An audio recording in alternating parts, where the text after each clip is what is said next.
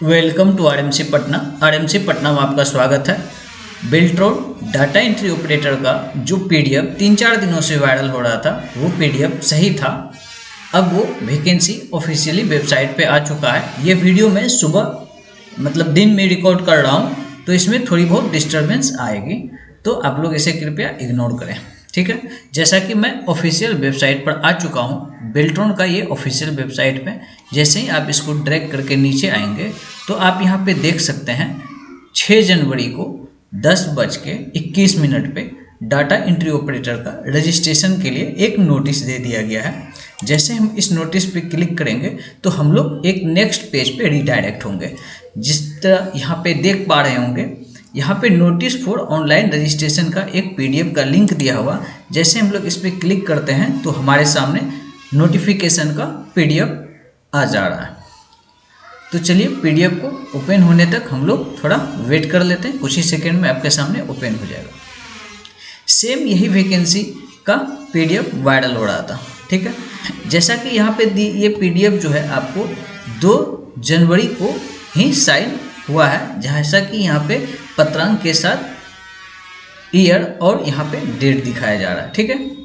तो यहाँ पे आपको देख सकते होंगे कि 20/2/2024 को ऑफिशियली वेबसाइट पर लिंक दिया जाएगा, ठीक है। तो इसमें जो शैक्षणिक योग्यता की बात किए हुए हैं, ठीक है, तो इसमें 10+2 पास एवं 1 वर्ष का कंप्यूटर कोर्स तथा हिंदी या अंग्रेजी टाइपिंग का अनुभव रखने वाले अभ्यर्थी अथवा 10+2 पास एवं बिहार कौशल विकास मिशन BSDM द्वारा 400 घंटे का डोमेस्टिक डाटा एंट्री कंप्यूटर प्रशिक्षित शैक्षणिक योग्यता वाले सफल अभ्यर्थी, यानी कि जिन्होंने 1 साल का कंप्यूटर का कोर्स हिंदी टाइपिंग का क्लास कर रखा है, जिसके पास एक्सपीरियंस है, ये वैसे लोगों के लिए है। तो ये लोग भर सकते हैं। जहाँ तक एज की बात की गई है, एज में 18 से, मैं बड़ा कर दे रहा हूँ, 18 से 59 वर्ष तक, यानी कि जो 59 वर्ष के वो 1 साल के लिए जॉब करेंगे, तो इसकी सिलेक्शन प्रोसेस होते होते ही खत्म हो जाएगी, ठीक है। क्योंकि इसके सिलेक्शन प्रोसेस में थोड़ा टाइम लगता है और पैनल बनाया जाता है, ठीक है। उस पैनल के अनुसार रिक्रूटी आती है तो बहाली किया जाएगा। तो इसमें वैसे व्यक्ति को ध्यान रखना है जिसकी अभी एज है तो वो ग्रेड पे वाले जॉब पे फोकस करे, और जिनका एज नहीं है गवर्नमेंट के ग्रेड पे वाले वैकेंसी के लिए वो अप्लाई करे तो ज़्यादा सही रहेगा, ठीक है।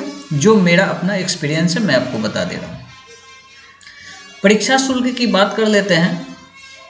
200 रुपये रखे गए हैं अनुसूचित जाति और अनुसूचित जनजाति के लिए, और बिहार राज्य के आरक्षित या अनारक्षित वर्ग के महिलाओं के लिए 250 और दिव्यांग के लिए 250 रुपया, और सामान्य कोटि एवं अन्य सभी उम्मीदवारों के लिए 1000।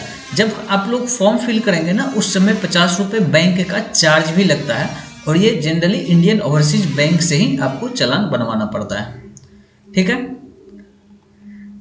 यहाँ पे आपको डेट दे रखा है कि 20 फरवरी 2024 से फॉर्म फिल कर सकते हैं, और लास्ट डेट जो है वो 15 मार्च 2024 का है। एग्ज़ाम डेट का मेंशन नहीं है। ये NIOS के सिलेबस 336 कोड के सिलेबस के आधार पर रहेगा, ठीक है। इसमें से 60 MCQ क्वेश्चन पूछा जाएगा, जिसमें से 60 कंप्यूटर के ही मल्टीपल चॉइस क्वेश्चन रहेंगे, जो कि NIOS कोड 336 के हैं, ठीक है। और इसमें खास एक चेंजिंग हुआ है, ठीक है। इस चीज़ को आपको ध्यान देना पड़ेगा, ठीक है। इस एग्ज़ाम में जो है नेगेटिव मार्किंग नहीं है, लेकिन MCQ परीक्षा के पश्चात उसी दिन कुछ अंतराल के बाद टाइपिंग की दक्षता परीक्षा आयोजित की जाएगी, ठीक है। यानी कि थोड़ा सा इंटरवल दिया जाएगा और सेम डेट को ही आपका टाइपिंग ले लिया जाएगा। इस चीज़ को आप लोग ध्यान से समझेंगे, ठीक है। और जो आप लोगों का टाइपिंग होगा वो इंग्लिश का तो एज यूजुअल होता है, कोई दिक्कत नहीं है, लेकिन यहाँ पे पिछली बार की भांति ही रेमिंगटन गेल कीबोर्ड लेआउट पे एग्ज़ाम आपका लिया जाएगा, जो कि मंगल यूनिकोड का एक फॉन्ट होता है। मेरे प्लेलिस्ट में मंगल यूनिकोड का फॉन्ट है। अगर उस वीडियो को आप स्टेप बाय स्टेप देखेंगे तो घर बैठे ही रेमिंगटन गेल और इंग्लिश टाइपिंग आप अच्छे से सीख जाएंगे, ठीक है। टाइपिंग में जो स्पीड है आपका इंग्लिश का 30 या हिंदी में 25।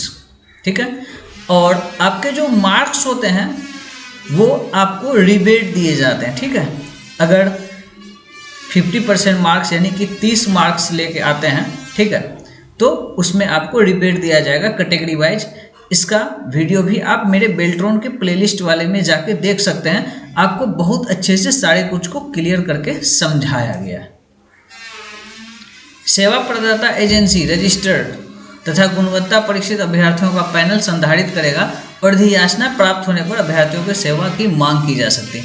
सेवा देने हेतु अभ्यर्थियों को एजेंसी से परस्पर स्वीकार्य एग्रीमेंट करना होगा। इकरारनामे व्यवस्था अभ्यर्थियों को बेल्ट्रॉन या अधियाची विभागों में नियुक्त का आधार नहीं होगा। यानी कि ये कहना चाह रहे हैं कि ये जो एग्ज़ाम लेगी, एग्ज़ाम लेने के बाद आप लोगों का जो पैनल बनेगा, अगर वैकेंसी की मांग होगी तो आपको भेजा जाएगा। तो इसमें से जैसा कि पिछला बार 2019 का बेल्ट्रॉन का जो वैकेंसी आया था डाटा एंट्री ऑपरेटर के, अभी भी सारे लोगों का ज्वाइनिंग नहीं हुआ है। इस चीज़ों को भी आपको समझना है। और बहुत सारे ऐसे भी अभ्यर्थी हैं जिसका ज्वाइनिंग होने के बाद सेवा वापस भी हो गया, वो बैठे हुए भी हैं। कुछ ऐसे भी हैं जिसका सेवा वापस हुआ और फिर से उसकी ज्वाइनिंग भी करवा दी गई है। तो इन सारी चीज़ों को भी समझना है। ये आपके पदाधिकारी के ऊपर डिपेंड करता है। अगर पदाधिकारी आपको कोऑपरेट नहीं कर रहे हैं तो आपका सेवा वापस भी किया जा सकता है। ठीक है, लेकिन बेरोजगारी का ऐसा आलम है कि सभी लोगों को जॉब चाहिए, तो प्राइवेट सेक्टर में काम करने से काफ़ी बेटर है। ठीक है, इन चीज़ों को भी समझें। और अगर जो बेल्ट्रॉन के अभ्यर्थी इस वीडियो को देख रहे होंगे तो मैं जो जो चीज़ बता रहा हूँ उस सारे चीज़ों को वो अच्छे से समझ लेंगे। ऑनलाइन फॉर्म भी जब भरेंगे आप तो ठीक है, तो आपको कागजात प्रमाण पत्र भी अपलोड करना होगा। यानी कि जो आप आरक्षण का दावा करेंगे आपको वो कागज भी यानी कि अपलोड करना पड़ेगा। इसलिए अभी से आप लोग अपने कागज को अप्लाई कर लें जो भी आरक्षण लेना चाहते हैं, ताकि आपकी समय से पहले आपका आरक्षण वाला कागज तैयार हो जाए।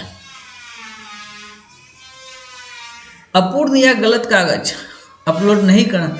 अब अपूर्ण एवं गलत कागजात वर्णित स्थान पर अपलोड नहीं करने की स्थिति में आवेदन अस्वीकार कर दिए जाएंगे। मतलब फॉर्म भरते समय कोई गलती नहीं करना है। और विशेष जानकारी के लिए जैसा कि सभी एग्ज़ाम कहते हैं कि समय समय पर हमारे वेबसाइट को विजिट करते रहें। अगर कुछ कंप्लेन हो तो आप इस नंबर पे कंप्लेन करके उसका निराकरण कर सकते हैं। हमारे वीडियो के प्लेलिस्ट में ब्रेमिंगटन गेल मंगल यूनिकोड का फॉन्ट का सारा स्टेप बाय स्टेप वीडियो दिया हुआ है। आप उसे देख के घर बैठे ही अपना ब्रेमिंगटन गेल सीख सकते हैं। ठीक है, बाकी ध्यान रहे कि आप जब भी टाइपिंग की प्रैक्टिस करें और एग्ज़ाम की तैयारी करें, अच्छे तरीके से करें, कहीं भी कन्फ्यूज़न नहीं रहे। ठीक है, तो आप पूरे सिलेबस के अनुसार पढ़ाई करें। और आप चाहेंगे तो ऑनलाइन भी बिना पैसा दिए हुए किसी इंस्टीट्यूट को ऑनलाइन भी पढ़ के एग्ज़ाम क्रैक कर सकते हैं। अभी आपको बहुत सारे बिजनेसमैन भी मिलेंगे जो कि अपनी रोटी सेकने में लगे होंगे। आप ध्यान से पढ़ें, अच्छे से पढ़ें और अपने पैसे का सही जगह यूज करें। ठीक है, किसी के झांसे में नहीं आए। इस वीडियो में इतना ही। उम्मीद करते हैं कि आप लोग सारी चीज़ों को अच्छे से समझ चुके होंगे। इस वीडियो में इतना ही। मिलते हैं नेक्स्ट वीडियो में। Thank you for watching.